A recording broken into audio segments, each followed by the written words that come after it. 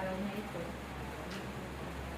ay pinagpala ng Ama sapagkat ito ang araw ng kanyang tipan.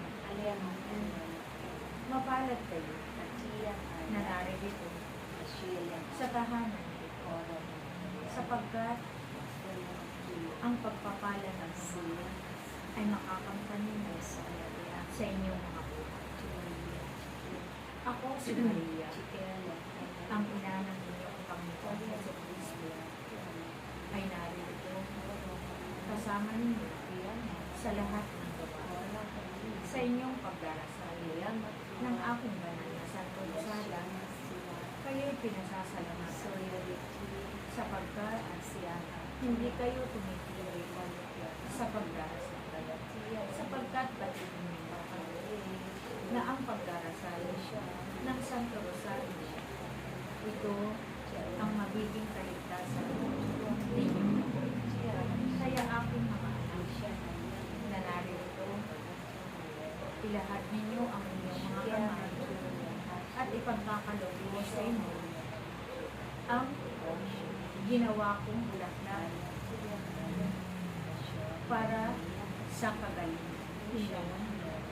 Ilagay ninyo sa inyong mga puso at kung sino man ang inyong mga mahal sa buhay na may karamdaman. Ito ay ikwintas ninyo sa kanya upang ang kagalingan ay dumaloy sa kanya.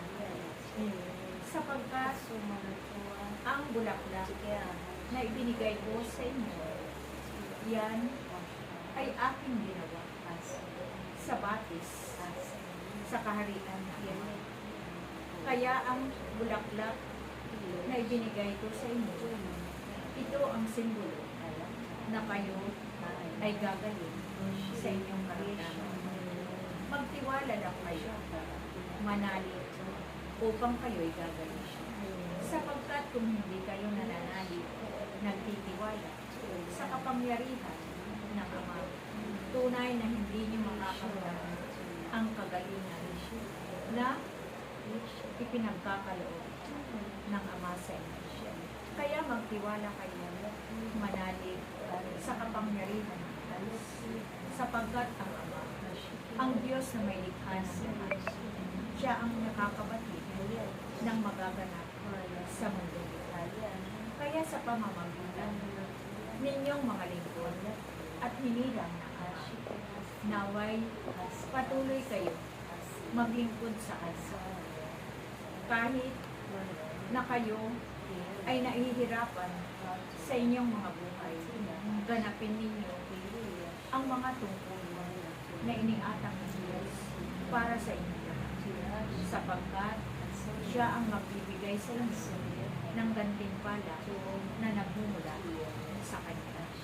Kaya tandaan ninyo aking mga, huwag kayong mabahala, huwag kayong matakot sa kahirapan, sapagkat ang Diyos na inyong pinaglilingkuran ay Diyos na mayaman sa lahat.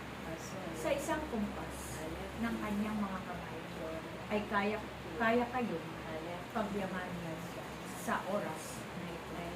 Kaya manalig kayo, magtiwala sa Kanya, at huwag kayong panghinaan ng loob, sapagkat ang Diyos na tinatawag ninyo sa inyong buhay ay Diyos na may likha ng langit at ng lupa. Salamat sa inyong lahat. Praise.